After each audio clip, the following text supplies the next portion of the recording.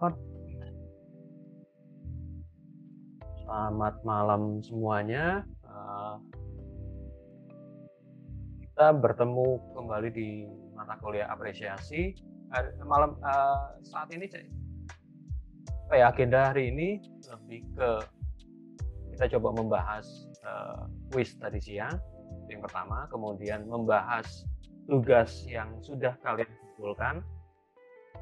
Lalu kita akan bicara tentang tugas kelompok, terutama persiapan kita, tidak hanya kalian, persiapan kita untuk paparan di depan si arsiteknya, karena kita akan membahas karya-karya dari raw arsitek. Itu yang akan kita lakukan di tanggal 4 Oktober. Jadi kita masih punya waktu sekitar 2 minggu untuk melakukan persiapan. Jadi ada beberapa teknis persiapan. Oke. Siang tadi sengaja saya buka dengan kuis supaya kalian bisa mulai membaca, kalau nggak dipancing gitu biasanya, kemudian tidak buka-buka. Oke, saya share screen. Ini hasilnya dari kuis kalian. Ada 24 jawaban, memang jumlahnya 24 mahasiswa. Yang dapat 10 ada beberapa orang. Ini skornya. Ini bukan kemudian saya lihat skornya ya.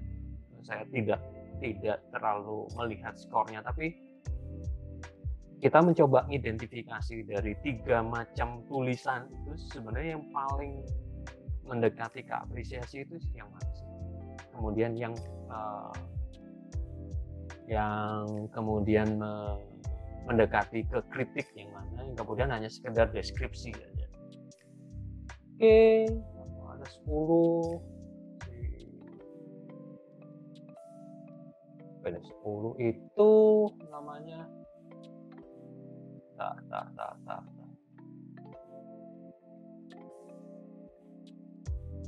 lumayan banyak kok yang dapat 10. Ini si Rods saja lah yang gampang. Si Rods, kira-kira kenapa kamu melihat yang Ars Daily? Yang Ars Daily ini sebagai deskripsi arsitektur.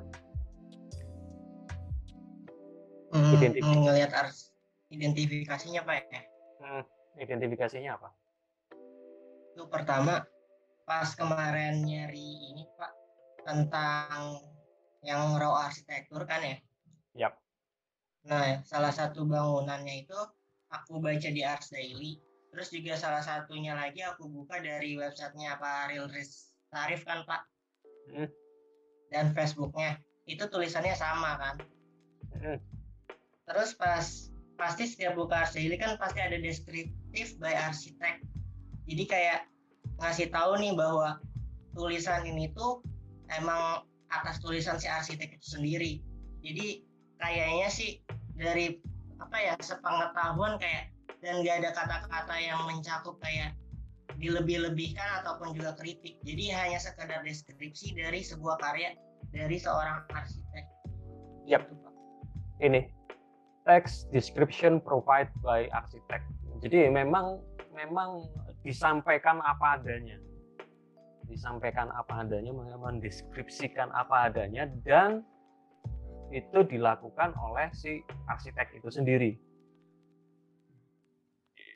Jadi Ars Daily itu kalau hemat saya itu data yang kemudian bisa kita tarik ke sana dan kemari. Selanjutnya Sirot, mumpung kamu dapat 10. Yang ini, yang architectural review. Kenapa ini masuk kritik? Dasarnya apa? Pak tebak buah manggis. Iya Pak, sebenarnya itu sih Pak. Soalnya yang pertama tuh Ars Daily kan udah ngerasa kayak ya udah ini deskripsi, terus yang pas buku itu yang Bapak kirim itu apresiasi, dan yang ini kata kuncinya dari review. Ya, oke. Mereview nanti ada jenis-jenisnya, ada jenis-jenis kritik di dalam arsitektur macam-macamnya. Review adalah salah satu. Yang unik adalah ini sedikit aja. Review yang dilakukan di architectural review ini adalah tulisan yang termasuk dalam kategori kritik arsitektur deskriptif. Jadi dia mengkritik tapi berdasarkan apa adanya, berdasarkan yang tersaji. Tapi yang menarik adalah justru di bagian bawah. Letak kritiknya adalah di bagian sini. Yang dilakukan architectural review ini ditulis oleh orang di luar, jadi kritikus biasanya. Dilakukan oleh kritikus terhadap sebuah karya. Kalau Asdaili tadi oleh si arsitek sendiri. Sedangkan di bagian sini di architectural review oleh orang lain yang kemudian memahami atau mencoba menjelaskan, kalau di istilah kritik arsitektur deskriptif itu menjelaskan sedeskripsi mungkin. Tapi perbedaan mendasar adalah dengan yang Asdaili. Kalau Asdaili ditulis oleh seorang arsitek, oleh arsitek itu sendiri, sedangkan ini oleh orang lain. Jadi ada perbedaan perspektif, Pak. Dan lebih kalau di arsitektural review membahas hal-hal teknis, kemudian mungkin juga keterkaitan dengan beberapa hal bagian bawah ini yang biasanya yang kemudian menjadi kesimpulan dari itu. Oke, saya stop share dulu yang ini. Atau sebelum masuk yang apresiasi, nanti saya juga kembali ke Siraj ya. Kenapa tulisan si Avianti Arman itu menjadi atau tergolong menjadi apresiasi arsitektur, tulisan apresiasi arsitektur. Atau mungkin Siraj mau jawab, kenapa kok disimpulkan tulisan Mbak Vivi itu sebagai apresiasi? Silakan. Ya, untuk yang tulisan di buku itu, Pak, kenapa saya ada pilih jadi apresiasi? Itu pas baca secara sekilas kayak si penulis itu benar-benar kayak memberikan komentar itu berdasarkan apa yang dia lihat dan rasakan gitu, Pak. Jadi ada beberapa perbandingan, mungkin membandingkan dengan karya lain yang jadi di zamannya mungkin jadi point of interest dari semua kalangan gitu. Tapi dia berusaha untuk ada hal yang lebih dari sebuah karya yang ditulis di sini gitu, Pak. Jadi mungkin kayak rasa dari dirinya sendiri yang coba dituliskan di dalam buku itu, Pak. Oke. Mungkin itu. Terima kasih, Siraj. Kayaknya saya nggak usah ngajar lagi tulisannya, udah ada wakilnya. Oke, sebelum kita masuk, kita bahas bentuk dari apresiasi arsitektur yang dilakukan oleh Avianti Arman terhadap karya yang sama. Jadi kita bicara ini, kenapa saya kasih contoh Peter Zumthor itu dari karya yang satu kita bisa dapat beberapa perspektif. Mungkin ada pertanyaan dulu, mungkin penasaran Pak tentang tadi Asdaili dan yang architectural review. Kira-kira ada pertanyaan enggak sebelum kita masuk ke apresiasi?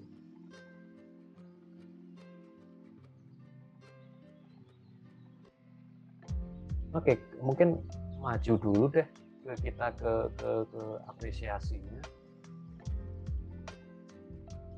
Ini contoh apresiasi seperti tadi sudah dijabarkan oleh Siraj sebenarnya, bahwa apresiasi yang dilakukan oleh Mbak Vivi ini sebenarnya menariknya karena seorang Avianti Arman itu tidak hanya seorang arsitek, dia arsitek profesional. Tapi pada saat bersamaan juga beliau adalah seorang penulis puisi. Beberapa karyanya seperti ini, Kereta Tidur, kemudian Perempuan yang Dihapus Namanya, ini mendapat penghargaan cukup banyak, Perempuan yang Dihapus Namanya. Kemudian Museum Masa Kecil, itu yang menarik untuk dipahami.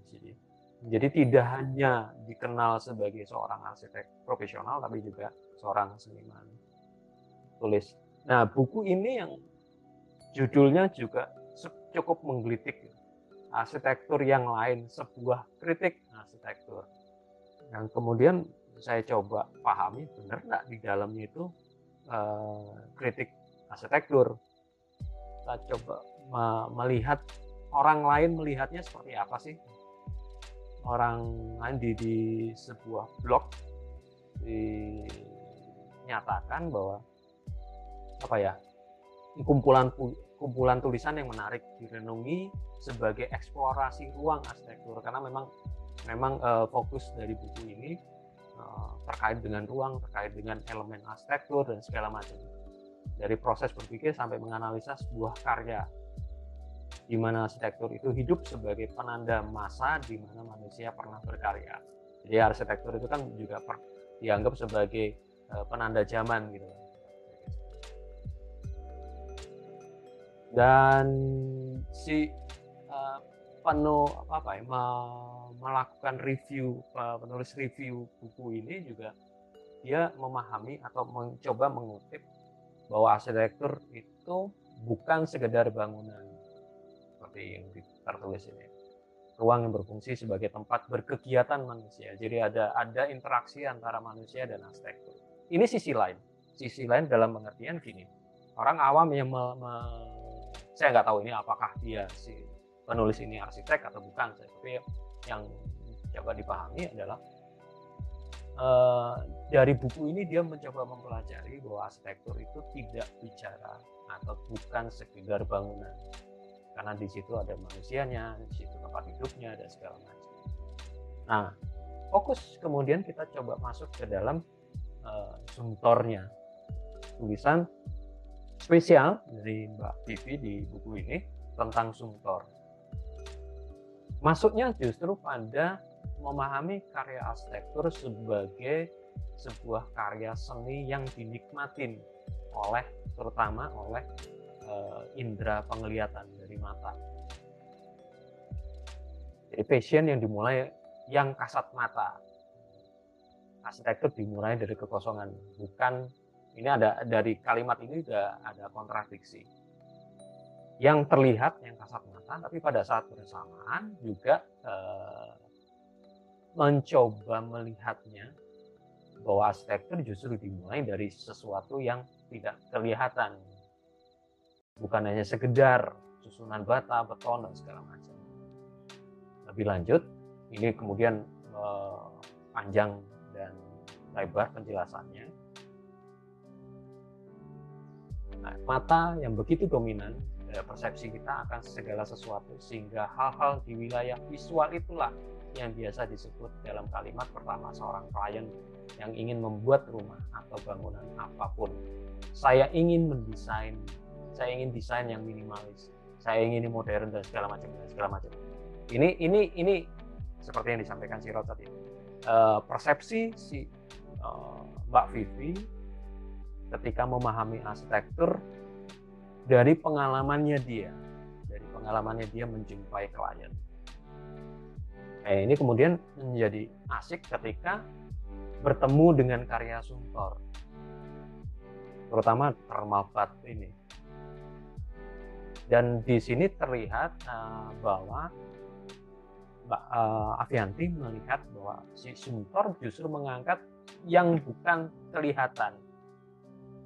Kita sering lupa bahwa yang tak terlihat itulah yang justru hakikat arsitektur. Kalau nanti kalian iseng-iseng lah lihat karya-karya sumtor yang lain, itu akan paham kenapa sumtor itu dikatakan oleh Mbak Avianti Arman bahwa dia justru berangkat dari yang tak terlihat. Ini penjelasan deskripsinya di halaman 42 ini, dan kemudian memasukkan cara berpikir. Jadi ada satu teknik juga mengapresiasi atau melakukan kritik atau mencoba memahami karya arsitektur, itu tidak hanya karyanya saja, tidak hanya bangunan saja atau dengan karya-karya lain, tapi juga memahaminya dari cara berpikirnya. Cara berpikirnya bisa muncul dari mana? Salah satu yang paling gampang adalah cari buku yang ditulis oleh si arsitek. Kebetulan Sumtor menulis buku Thinking Arsitektur. Ada covernya di belakang. Saya tunjukkan sedikit. Di situ dia mengungkapkan sebenarnya arsitektur Sumtor itu kayak gimana sih? Memang Sumtor itu cukup unik ya.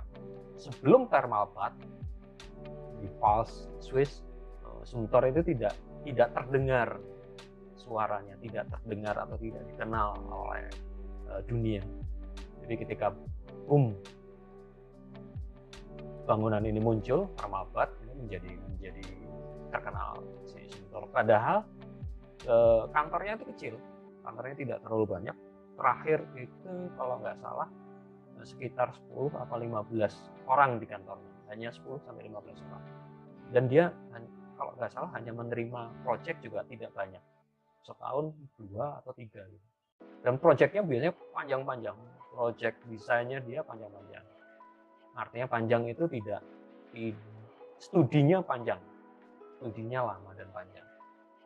Itu jadi cukup unik si Sumtor. Kemudian yang buat saya menarik atau menjadi titik utama kenapa tulisan si Avianti Arman terhadap karyanya Sumtor ini masuk dalam kategori apresiasi, bukan kritik, adalah ini justru ekspresi atau pemikiran penilaian personal dari seorang Avianti Arman masuk ke dalam karya tulis itu, karya tulisan. Pemikiran personal bisa dimunculkan dari background dia, background seseorang, atau dimunculkan dari kepekaan perasaannya. Ini kebetulan Avianti juga seorang penulis puisi, jadi bisa dikatakan juga kata-katanya sedikit banyak puitis. Ini juga kenapa saya jadi paham kenapa Sirods dengan mudah mengidentifikasikan, karena memang terbiasa membaca puisi dan sebagainya. Ini masalah kebiasaan. Oke, ini Thinking Arsitektur karyanya Sumtor. Bukunya kecil, tipis, cukup mahal. Nah, kalau nggak salah di Indonesia saya lupa pastinya, tapi cukup mahal, tipis, dan tulisannya juga tidak banyak, kecil, tidak banyak gambar. Tapi justru ketika membaca buku ini, saya pernah membaca buku ini, kita perlu pemahaman yang pelan-pelan. Jadi bukan sebuah buku arsitektur yang dengan mudah membacanya. Buku ini perlu ketekunan dan perlu penghayatan. Kemudian yang di sebelah kanan sketsa dari si Sumtor itu. Nah, ini kemudian saya mengingatkan pemahaman Mbak Avianti Arman terhadap karya Sumtor itu kaitannya dengan pemikiran dari Palasma. Kaitannya melihat bukan dengan mata tapi dengan perabaan.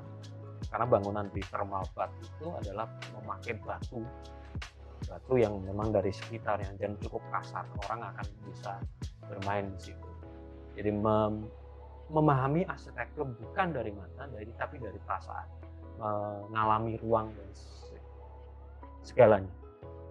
Itu yang sementara bisa yang saya sampaikan terkait dengan tugas kita, terkait dengan tugas kuis tadi, mengidentifikasi.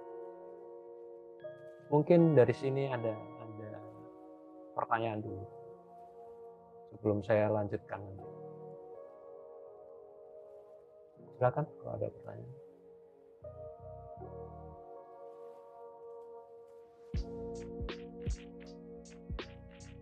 Tidak ada, saya lanjutkan dikit. Itu masih ada lanjutannya. Jadi memahami ruang bukan dari mata itu ternyata juga muncul juga pada tulisan Avianti Arman di buku khusus bicara tentang ruang, buku tentang ruang.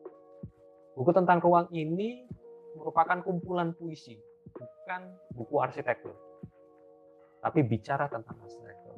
Jadi ada ruang tunggu, ruang yang mungkin, ruang yang jauh dan segala macam. Ini kutipan-kutipan yang kemudian di review direview oleh seseorang ini dalam WordPress-nya. Karena aku tertarik dengan cover yang putih bersih, ilustrasinya juga oleh pengarang ini juga sebenarnya salah. Ilustrasi ini dibuat oleh rekannya, yaitu Setiadi Sopandi, dan memang teknik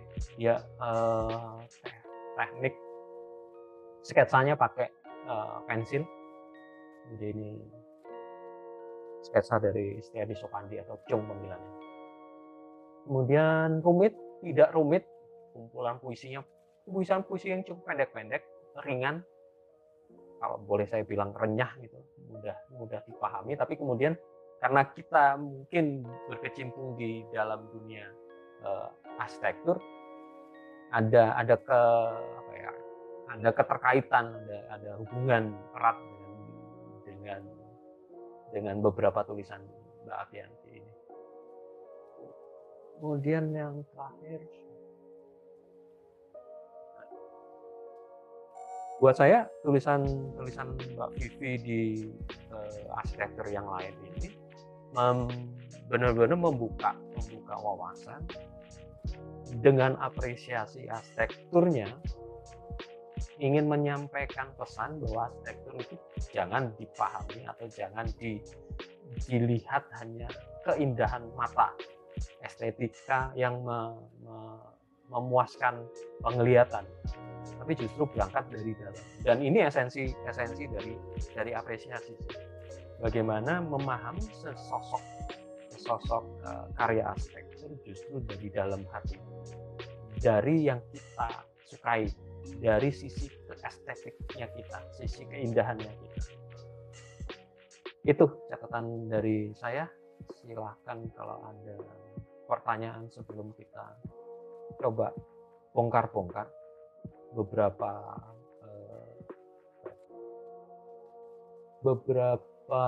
tugas yang sudah kalian kumpulkan kemarin berdasarkan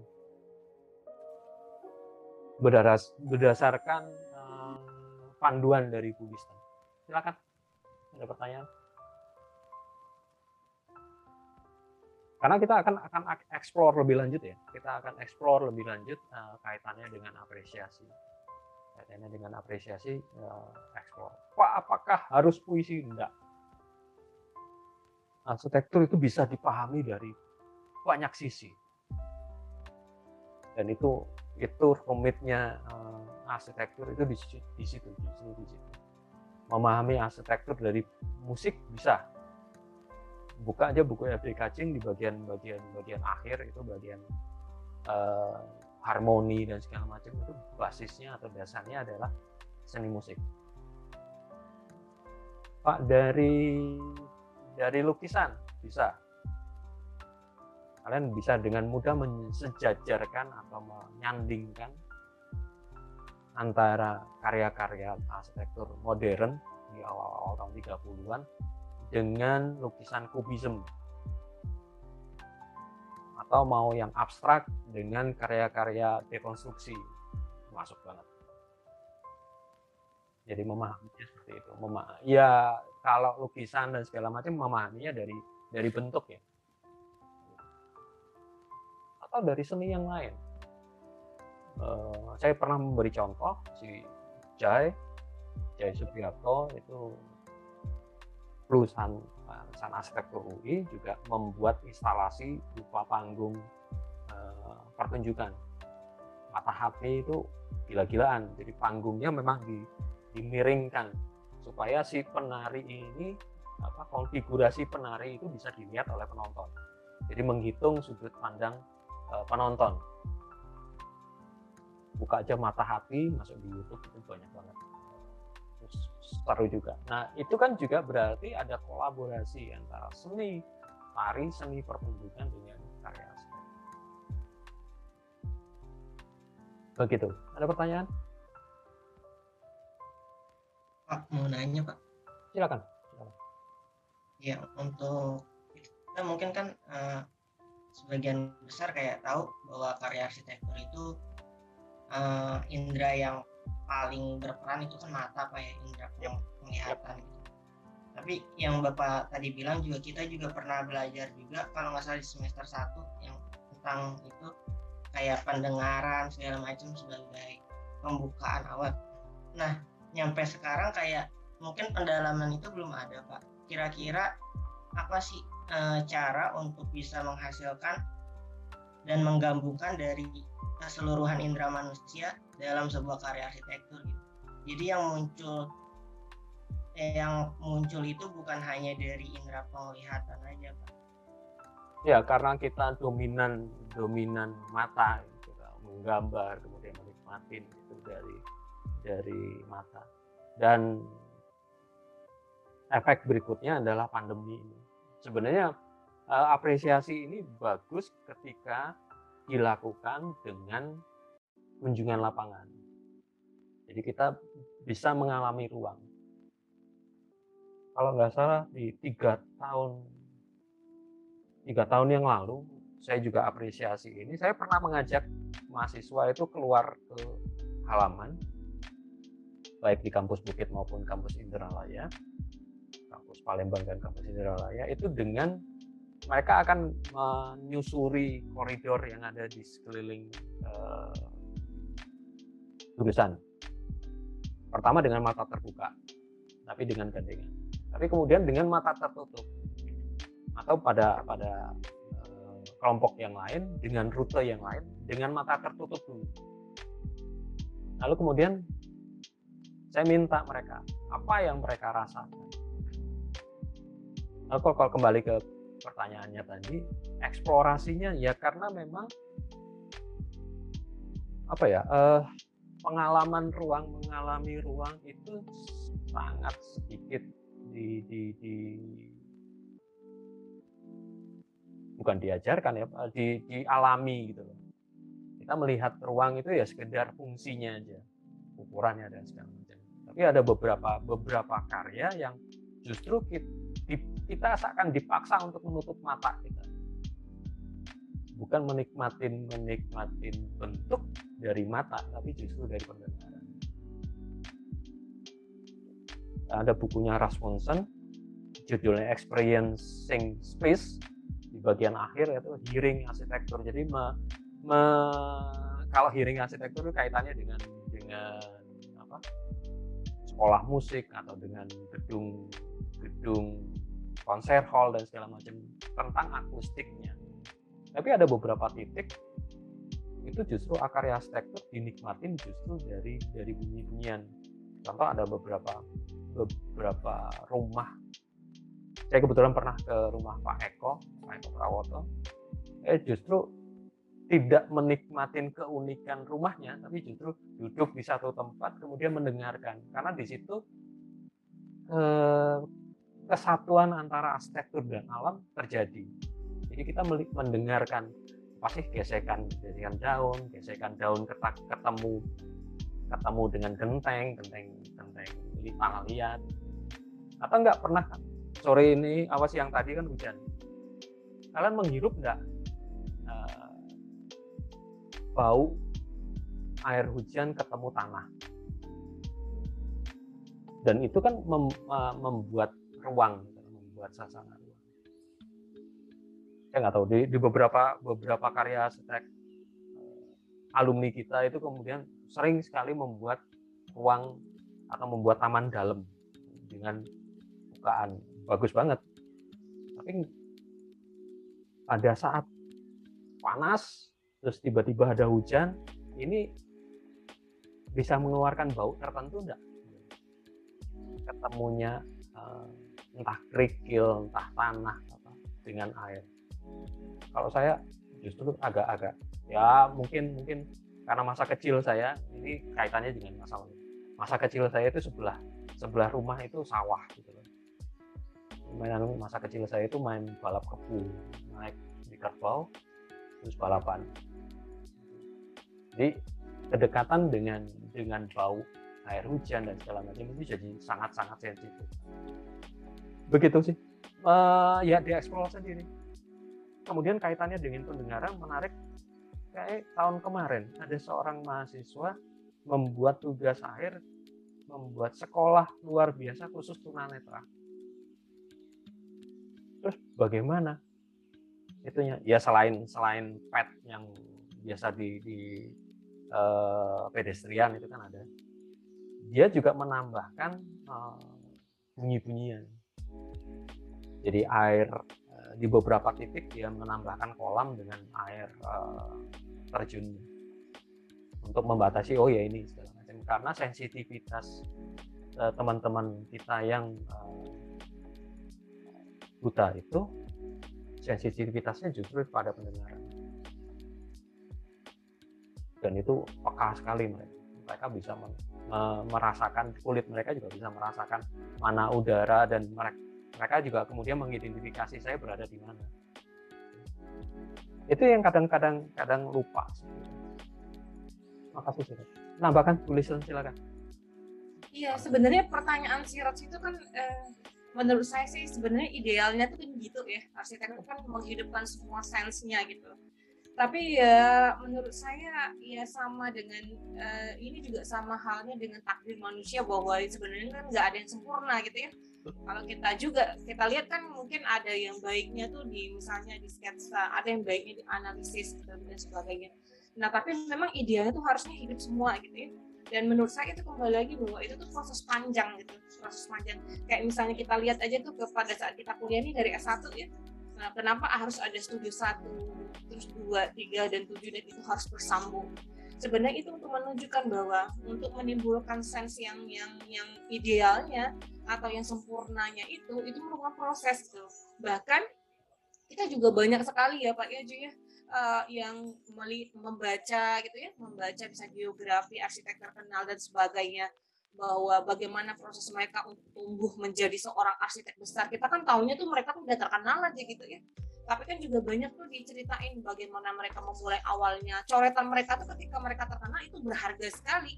Padahal pada saat itu mungkin dia tuh coretan dia itu jadi bahan ejekan orang lain, kita nggak tahu gitu ya. Tapi maksudnya itu di situ ada proses tuh. Kalau misalnya kalau pertanyaan Silo tadi bagaimana menumbuhkan semuanya, saya nggak yakin ada satu jawaban formula khusus gitu ya. Misalnya pergi ke mana atau melakukan ini gitu ya, atau bersemedi gimana, itu saya rasa nggak ada jawabannya. Tapi itu proses gitu ya, proses tumbuh kembang. Dan ya tadi dibilang Pak Ju juga bahwa kita tuh bisa belajar dari semuanya gitu. Salah satu contoh tadi karena Pak Ju juga menyebut sekolah tunanetra. Pada saat saya baru tiba di Australia itu, saya selalu menceritakan ini ke mahasiswa itu. Pada saat saya baru tiba ke Australia di S2, itu saya kan belum punya apartemen tuh. Jadi kan butuh tempat tinggal sementara. Jadi dicariin tuh sama PPA setempat, tempat tinggal itu tentu kategori pertama tuh murah gitu ya. Nah, yang murah gitu. Terus kita dicariin tuh, saya beberapa kelompok dengan teman. Itu kami ditempatkan di bangunan yang sebenarnya dulunya panti jompo, tapi udah nggak ada lagi karena dari sisi kualitas itu sudah nggak layak lagi tuh untuk panti jompo. Mereka standarnya kan tinggi, tapi cukup layak untuk ditinggali gitu ya.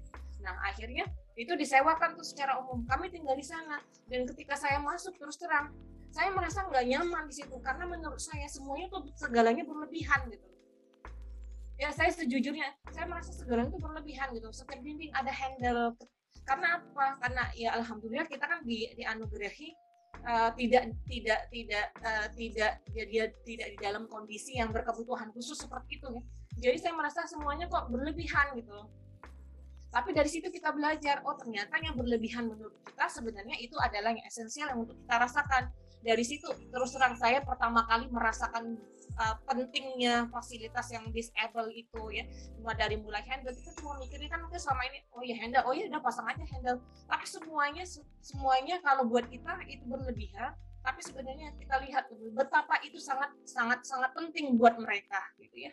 Betapa dari kamarnya beda, dari toiletnya, furniturnya, terus juga perabotan toilet dan sebagainya, handle dinding material, terus karpetnya pun membuat kita itu terlalu berlebihan. Tapi dari situ kita belajar gitu bahwa bagaimana menumbuhkan sense terhadap kebutuhan terhadap orang-orang berkebutuhan khusus itu sense-nya menurut saya udah tinggi sekali gitu. Mungkin kita bisa tuh Pak ya, misalnya ngedesain, oh bisa tuh sesuai standar misalnya melebarnya sekian, tapi untuk menumbuhkan sense itu menurut saya itu udah level yang tinggi sekali gitu.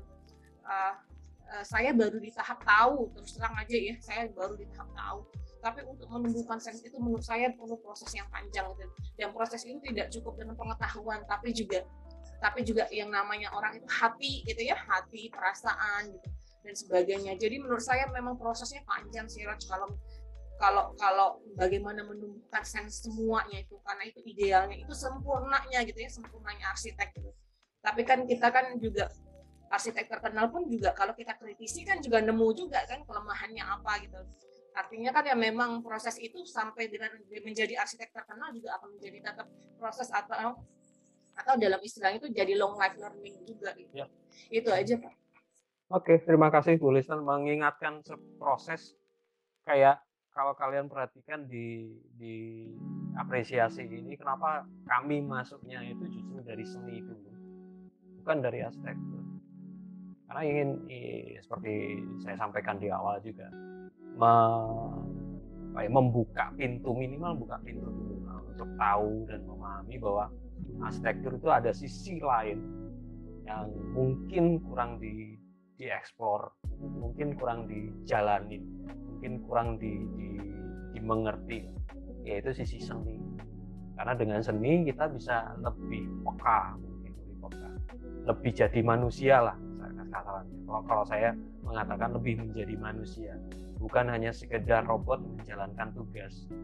Sayang kalau saya anugerah yang sudah diberikan sang pencipta yang demikian bagus, meskipun tidak sempurna karena kita manusia, tapi anugerah itu yang kita eksplor. Jadi jangan kita jadi robot gitu, hanya sekedar ikut, sekedar mengerjakan tugas. Makanya masuknya dari seni, karena dari seni itu kita bisa mengeksplor diri kita. Menurut saya pribadi, dari seni kita bisa mengeksplor lebih lanjut, dan seni itu luas banget. Begitu. Nah, kan satu pertanyaan bisa panjang. Ini yang saya harapkan ya. Jadi mata kuliah ini jangan hanya Sirot, Afsal, Hansen, beberapa hari, tapi yang lain juga mohon aktif. Karena gini, ini kunci kalau saya personal. Saya agak susah menjelaskan sesuatu jika lawan bicara saya, entah mahasiswa entah yang lain, tidak bertanya. Kalau diem, saya anggap ya paham, ya sudah gitu. Kalau bertanya, ya ayo habis-habisan semampu saya. Bu Listan itu paham banget itu, sejak S2, S3 itu. Kalau sudah diskusi bisa jam-jaman gitu. Gitu ya. Oke. Ada lagi pertanyaan?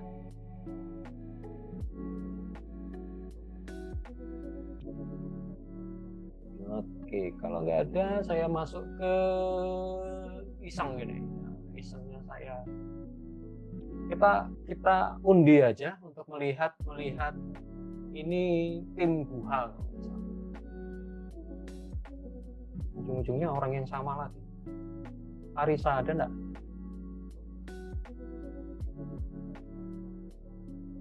Manusianya ada enggak di sini? Arisa. Iya, Pak. Halo? Tadi yang izin siapa? Kalau nggak ada ya sudah dilewati.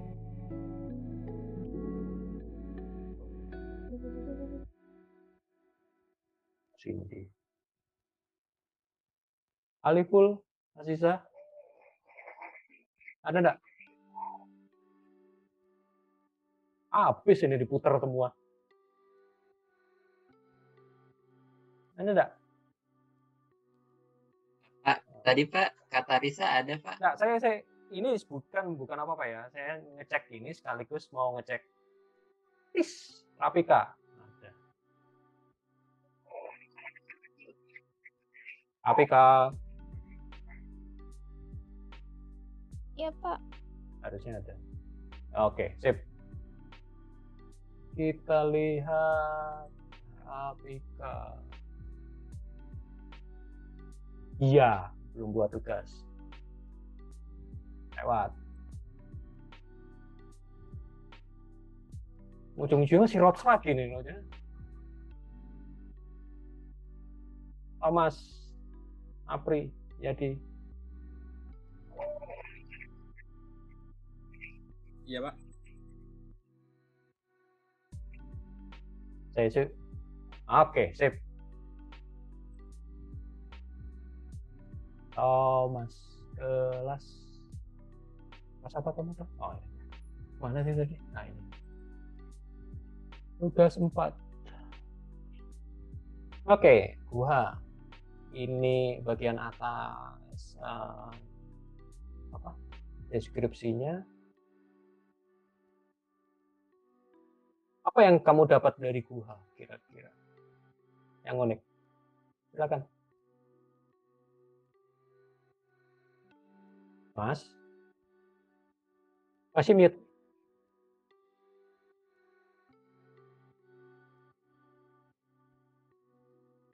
Yap.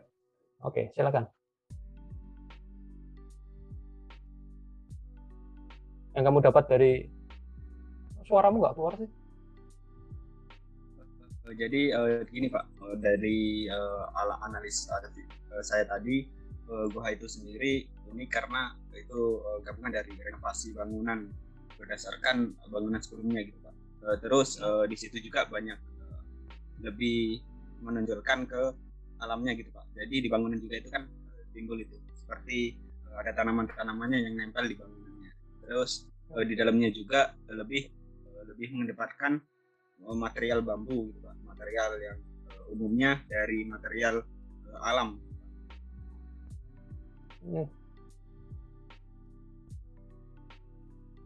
Oke, ada lagi kira-kira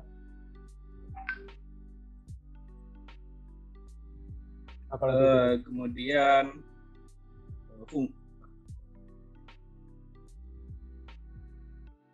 apa?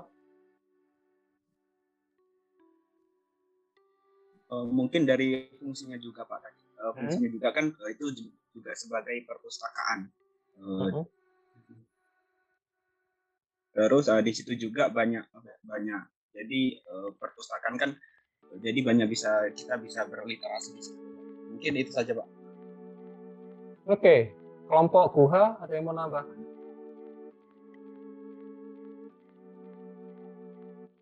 Silakan. Ada hal lain yang menarik dari Guha?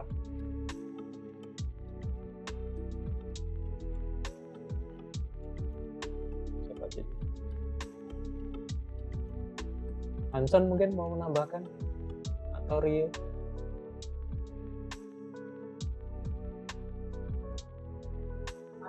Saya boleh mungkin Pak.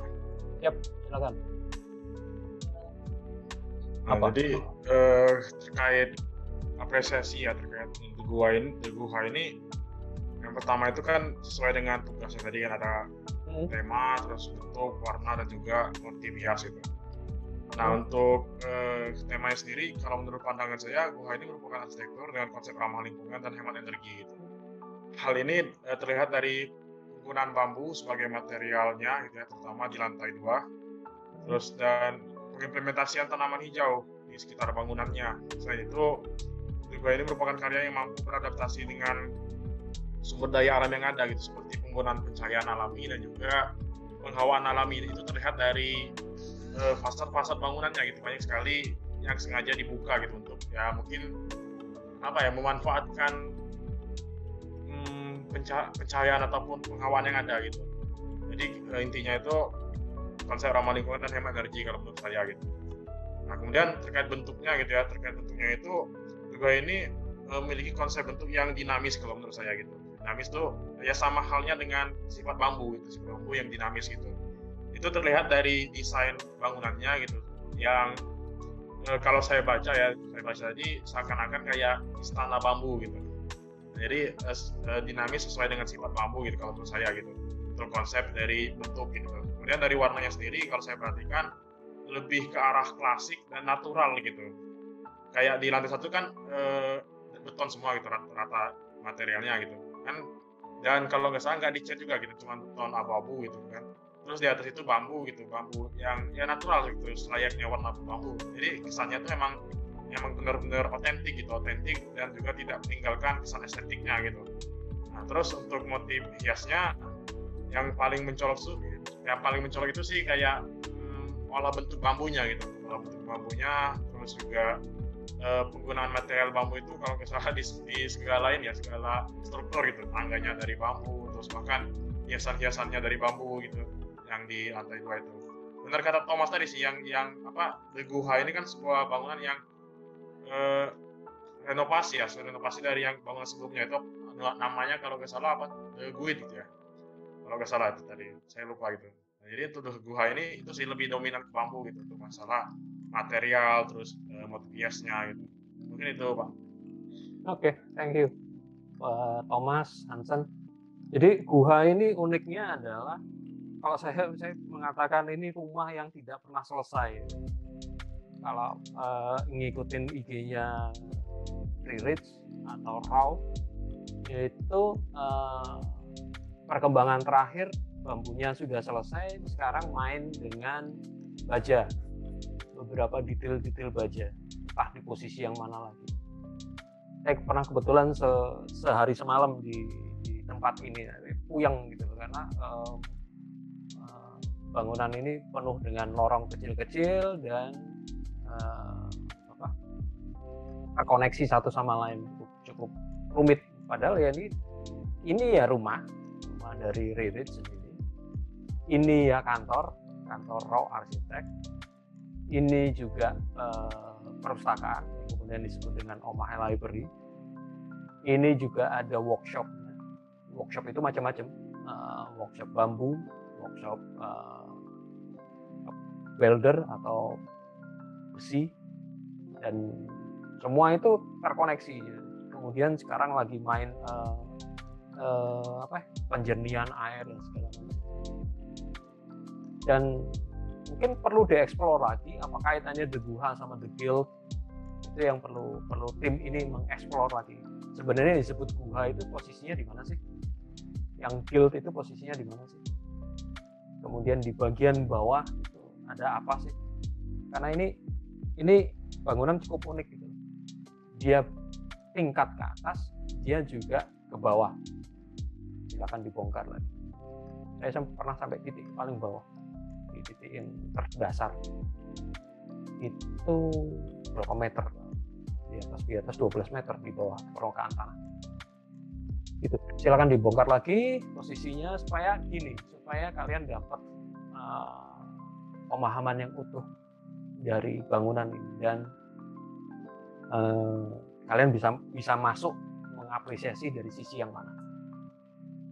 Begitu. Ada pertanyaan dari tim Guha? Ada? Mau nanya Pak. Silakan. Ya kan posisi Omahe Library ini kebetulan di Pak ya, di Tangerang juga Pak.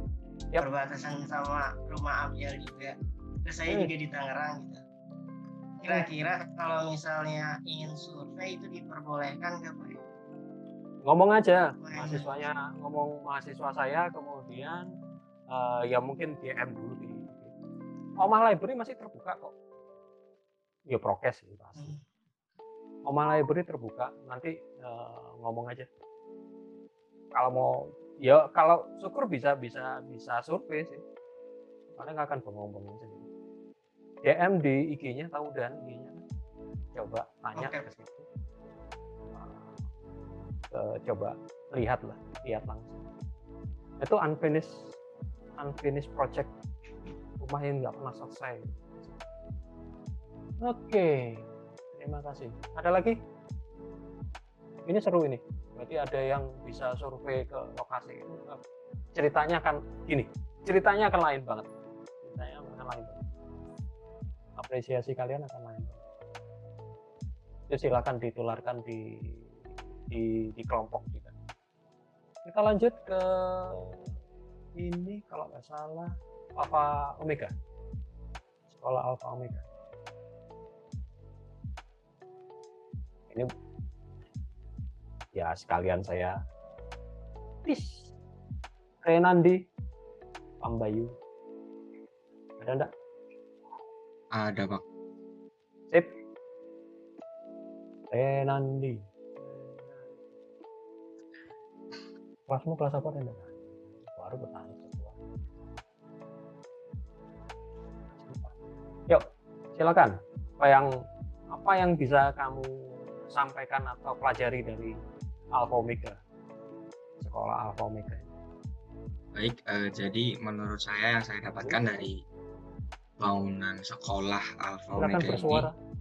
Halo, cek. Apakah Nggak usah terdengar, kamera Pak? juga nggak masalah, nggak apa-apa. Suaranya aja. Halo, Pak. Siap, terdengar. Oke. Jadi menurut saya yang saya dapat dari sekolah Alpha Omega ini, yang pertama yang menarik itu temanya ya kan. Temanya itu bangunan dan unsur alam gitu. Jadi mulai dari pembangunannya pun itu memilih lahan yang di lahan persawahan gitu Pak, persawahan sama rawa-rawa gitu. Terus sampai menaikkan masa bangunannya itu setinggi 2 meter gitu. Dan menurut saya sulit-sulit seperti itu kan pasti ada tujuannya. Nah, menurut saya yang terlepas dari temanya itu yang sama bagusnya itu tujuannya Pak atau fungsinya, yang merupakan, jadi kan namanya sekolah itu kan fokusnya ke anak-anak gitu Pak. Mungkin bukan ke orang tua yang berkunjung atau ke orang dewasa lah. Jadi tujuannya itu menurut saya cukup mulia, yaitu memperkenalkan alam gitu Pak ke anak-anaknya gitu Pak. Kayak apa ya, belajar di luar ruangan gitu Pak, kayak mungkin kayak nggak di sekolah-sekolah formal aja gitu. Menurut saya itu yang menarik. Ya, kamu bisa eksplor lebih lanjut dengan kurikulum yang diterapkan oleh Alpha Omega ini. Itu kerennya luar biasa. Jadi mungkin akan makin paham kenapa bentuknya, kenapa susunan kelasnya, kemudian layout kelasnya itu seperti ini. Kemudian bisa juga explore latar belakang. Jadi saya mengajak kalian semua 3 kelompok ini mengeksplor ini karena ada keunikan yang justru bukan pada bentuknya, bukan pada material bambunya. Kebetulan tema utama besar dari ketiga karya ini adalah bambu. Nanti ada cerita tersendiri di situ. Tapi justru di belakangnya, bukan pada bentuknya, tapi di belakangnya, latar belakang. Tadi guha seperti itu, kenapa sih memadukan berbagai jenis macam material di satu persil? Itu kan tempat si arsitek menunjukkan kemampuannya, kayak etalasenya. Kemudian Alpha Omega tadi juga disampaikan, mungkin ada keterkaitan dengan kurikulum. Ada anggota kelompok dari Alpha Omega yang ingin menyampaikan tambahan, silakan.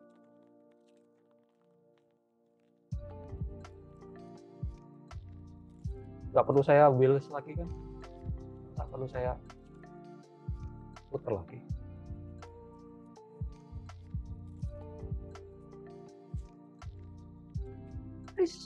Nanda, ada nggak Nanda?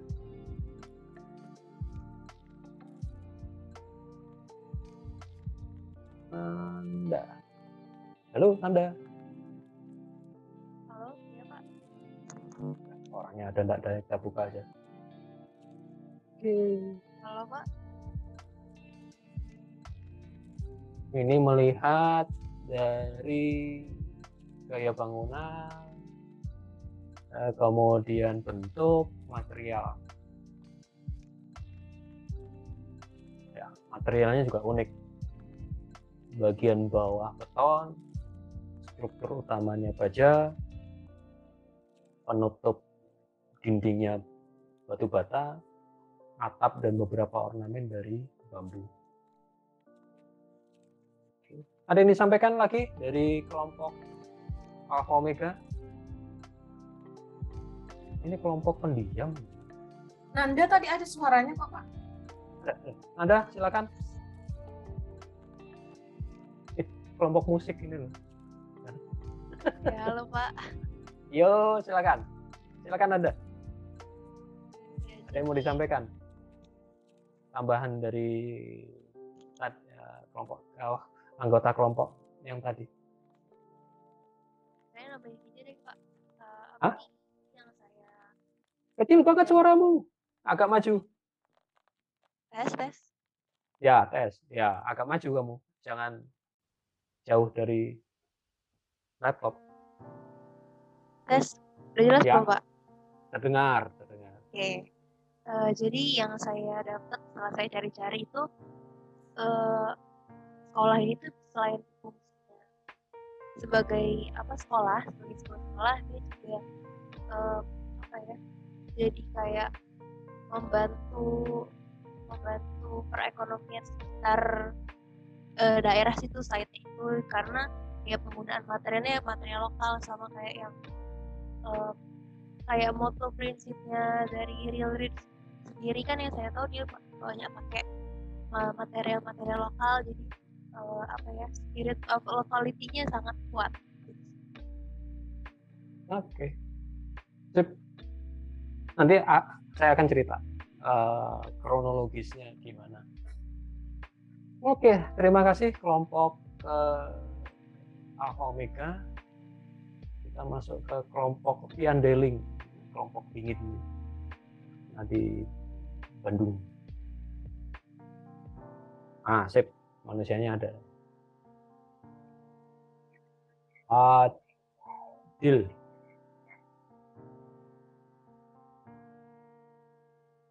Ya, belum. Ada.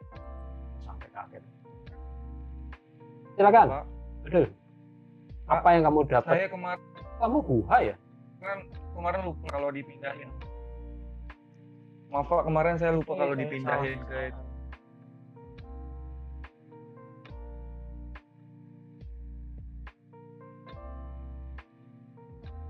Tidak lah, kamu itu Piandeling. maaf Pak, kemarin saya lupa kalau dipindahin ke Oke, pas.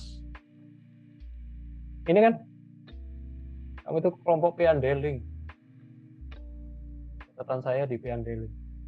Oke, ya berhubung salah kelompok, kita putar ulang. Bukan salah kelompok, salah mengerjakan. Pian Dwi, enggak? Ada Pak. Tapi saya juga salah ngerjain Pak. Saya malah ngerjain Alpha Omega. Pian. Kamu kelas B. Halo. Kelas C.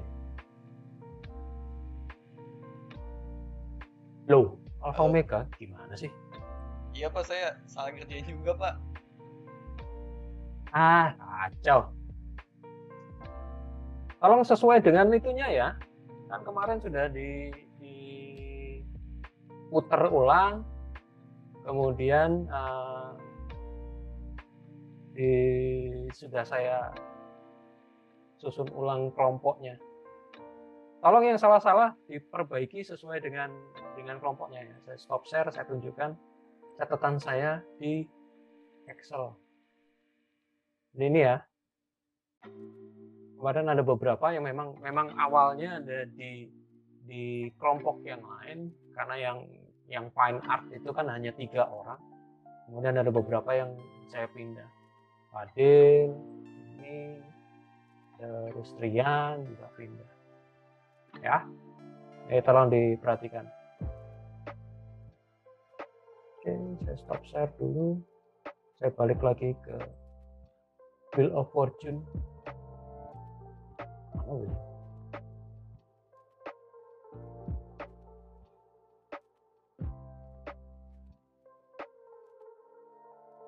Ujung-ujungnya Afsal lagi. Cindy, ada Cindy. Halo Cindy.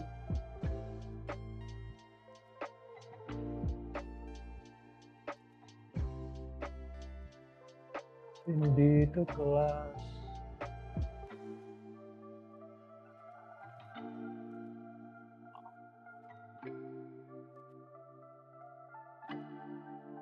berapa Cindy? Piandeling. Cindy.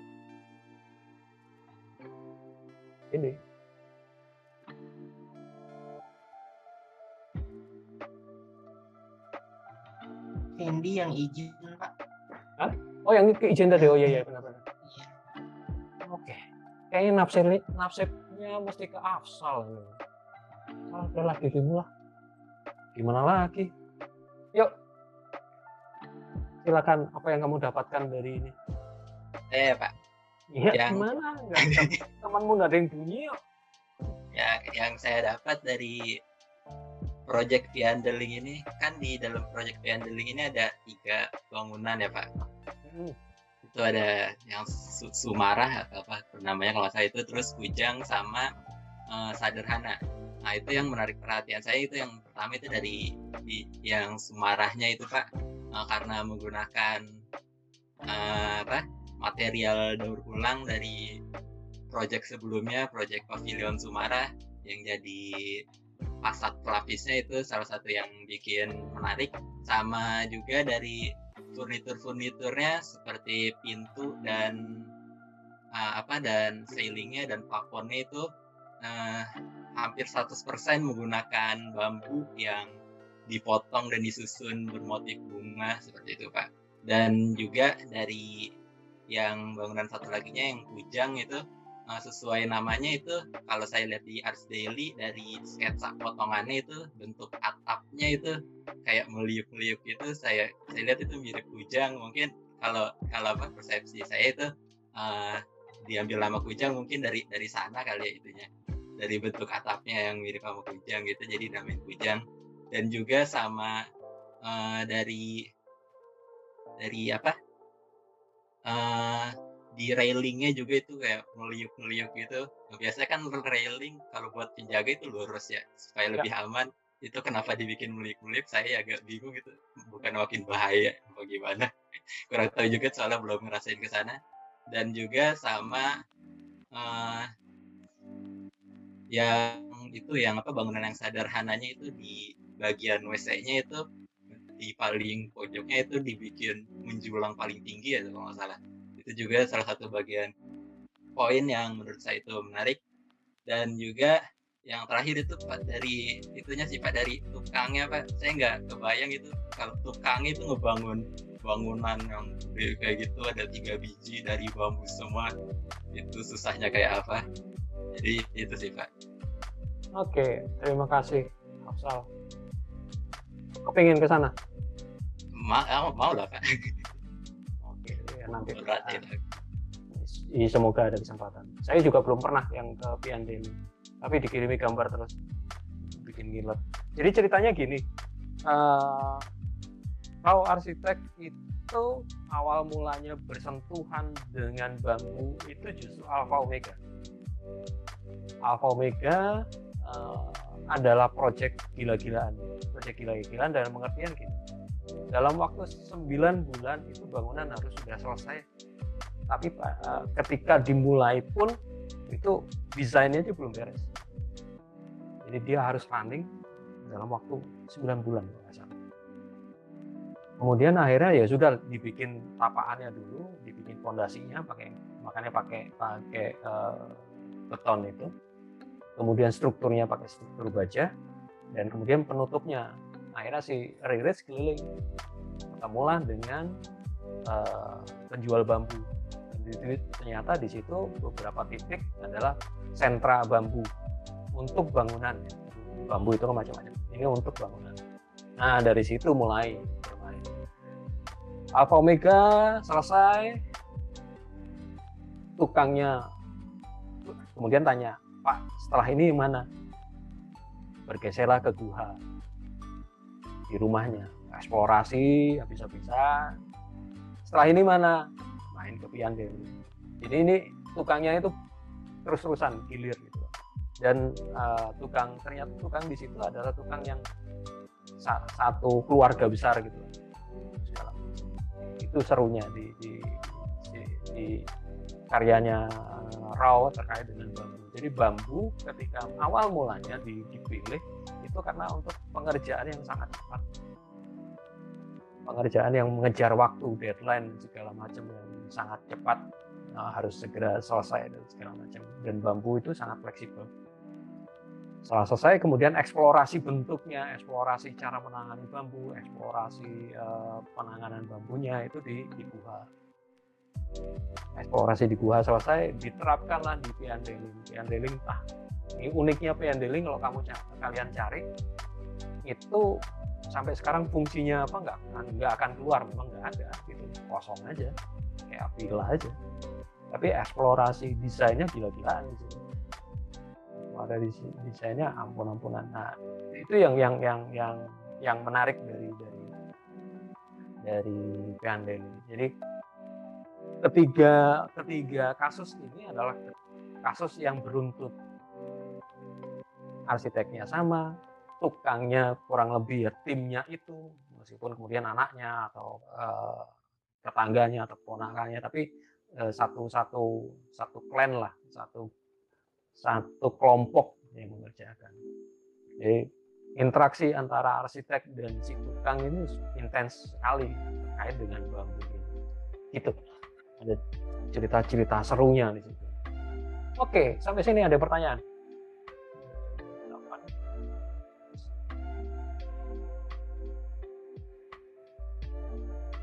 Silakan kalau ada pertanyaan untuk mengeksplor lagi lebih lanjut.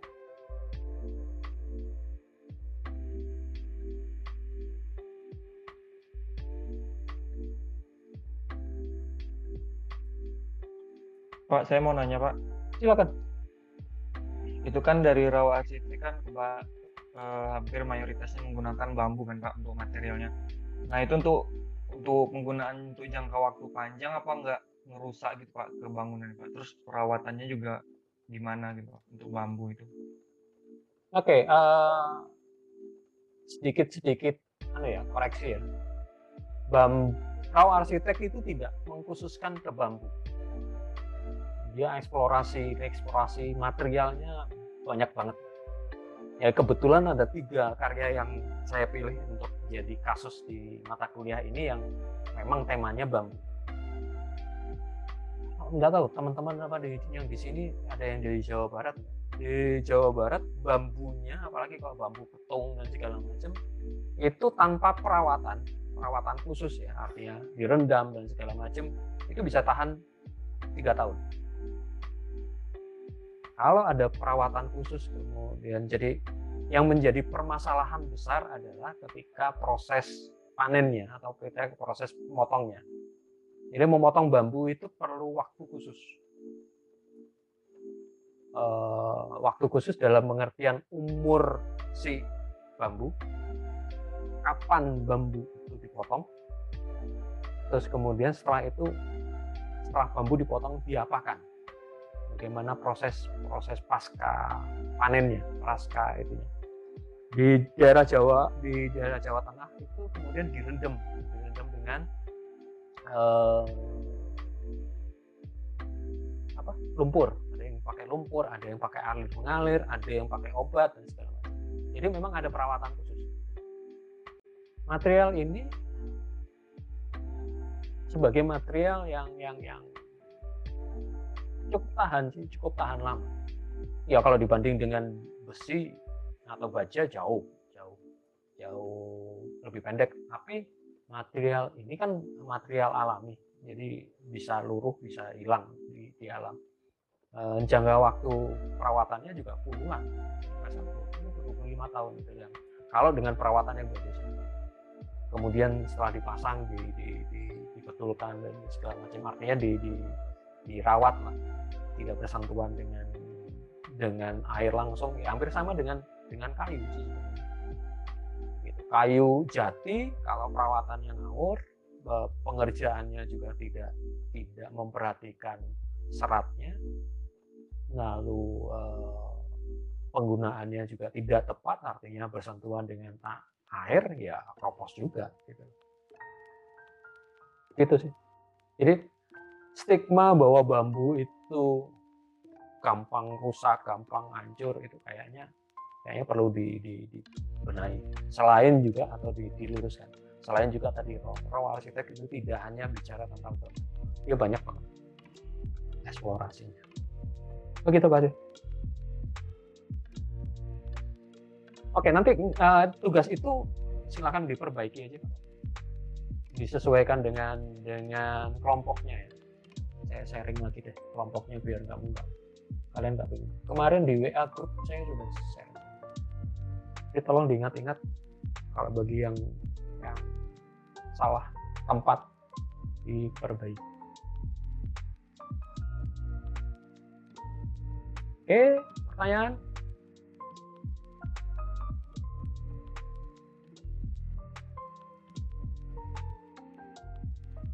Oke, kayaknya nggak mungkin kita melakukan workshop karena tadi pertanyaannya juga cukup banyak. Tapi saya share sedikit acara kita di minggu depan. Ini agak tolong benar-benar diperhatikan karena agak berat.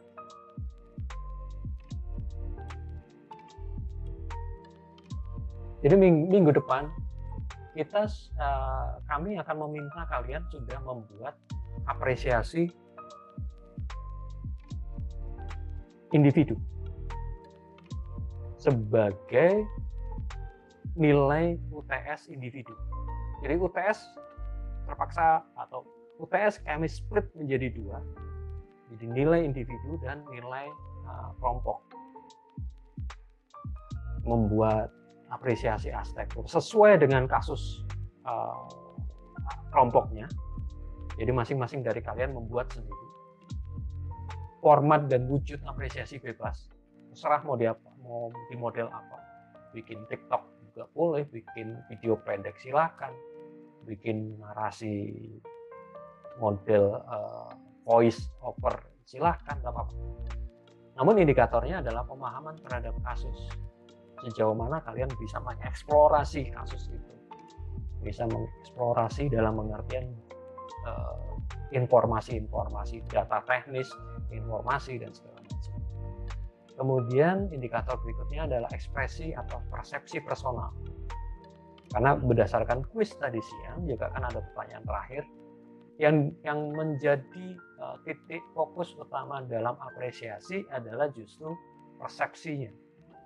Bicara tadi dengan contoh dari Avianti Arman terhadap Sumtor, ya persepsi seorang penulis puisi itu yang kuat. Di samping juga dia seorang arsitek profesional.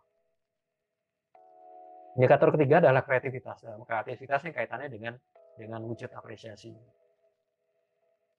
Teknis, masukkan ke folder masing-masing dengan judul file UTS individu dan kasusnya kalian sebut Buha atau Alfa Omega atau Piandeli. Dikumpulkan paling lambat tanggal 19. Kenapa tanggal 19? Nanti ada suatu berikut. Jam 19.00. Ini masih ada waktu sekitar seminggu. Oke. Setelah itu, tanggal 20 kita ngapain? Karena paparan kelompok dengan pre-reach itu baru tanggal 4 Oktober. Jadi tanggal 20 kita melakukan atau kalian akan memaparkan ke kami draft apresiasi kelompok. Formatnya bebas, namun memuat deskripsi singkat objek. Ini tadi beberapa dari kalian sudah mengumpulkan. Itu sudah cukup. Apalagi sudah masuk ASDALI itu enak banget. Kasus-kasus yang sudah masuk ASDALI itu data teknisnya, data objeknya itu sudah cukup. Kemudian ulasan-ulasan yang pernah dilakukan media. Ini ringkas saja. Di ASDALI bicara apa, di Jason Magazine itu bicara apa, macam-macam. Kemudian apresiasi kelompok.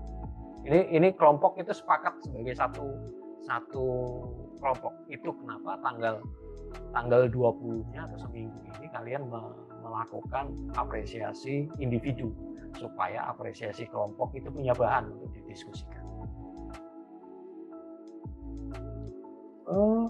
Draft ini disampaikan tanggal 20 pada saat perkuliahan. Draft ini akan kami review, kami beri masukan, kami beri insight tersendiri, kita akan diskusi supaya tanggal 27 kalian paparan kelompoknya itu sudah jadi. Dan ini akan disajikan ke kami sebagai nilai UTS kelompok. Jadi dosen akan sekaligus juga ngecek. Kenapa kami melakukan ini supaya tidak malu-maluin kalau ketemu oleh oleh si arsiteknya langsung. Jujur saya juga agak bertaruh ini sebenarnya, mempertaruhkan hubungan baik saya dengan Heritage dengan mengajukan ini mahasiswa saya yang mau melakukan penilaian terhadap karyanya si Rau arsitek. Jadi penilaian eksternal, jadi tanggal 4 hanya benar-benar hanya penilaian dari Heritage. Dalam hal ini kalian memaparkan kelompok hasil kerja kelompok kalian yang tanggal 27 telah kami nilai. Di tanggal 27 juga pasti akan ada beberapa catatan yang silakan diperbaiki. Ya, tahapannya agak lebih panjang. Oke, pertanyaan silakan.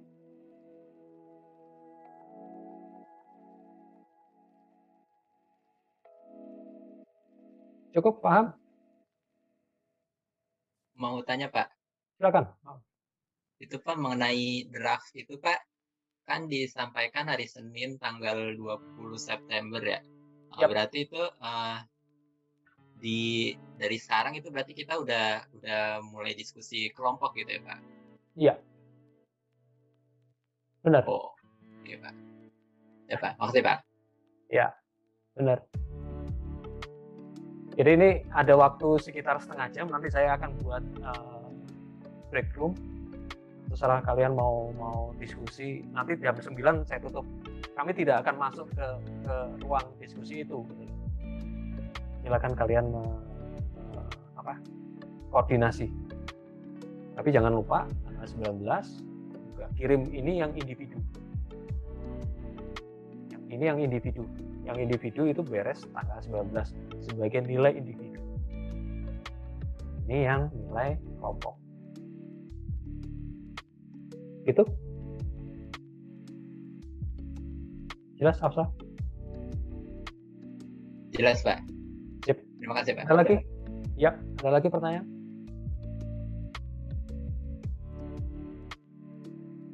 Kalau enggak, saya siapkan ruangnya. Sambil nunggu, silakan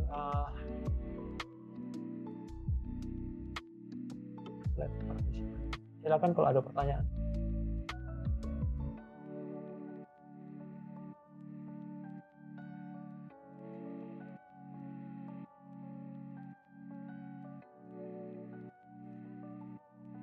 Untuk yang format per kelompok itu, yang untuk presentasi dengan Pak Rilrich, itu dibebaskan atau dalam bentuk tulisan, Pak?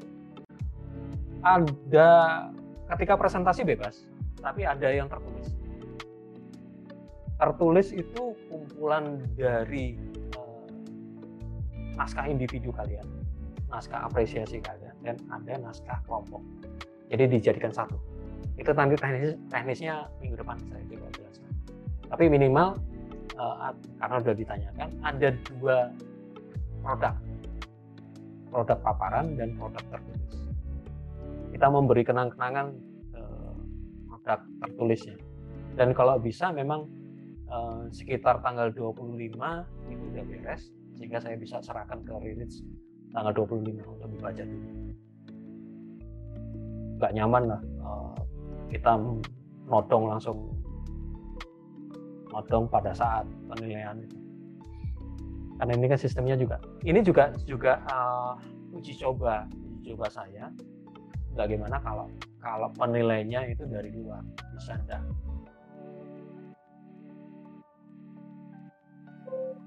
Oke. Saya buka roomnya, silakan kalian masuk ke sesuai dengan room masing-masing. Semoga nggak lupa. Nanti salah masuk lagi. Silakan ya. Tidak perlu kembali ke main room. Tidak perlu balik ke main room, kalau udah bubar. Ya.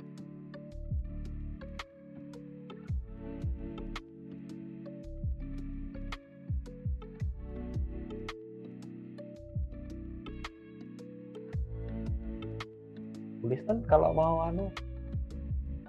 tutup silakan loh tulisan. Oke Pak, kalau gitu saya pamit juga Pak ya. Ya, makasih ya Pak. Sama-sama.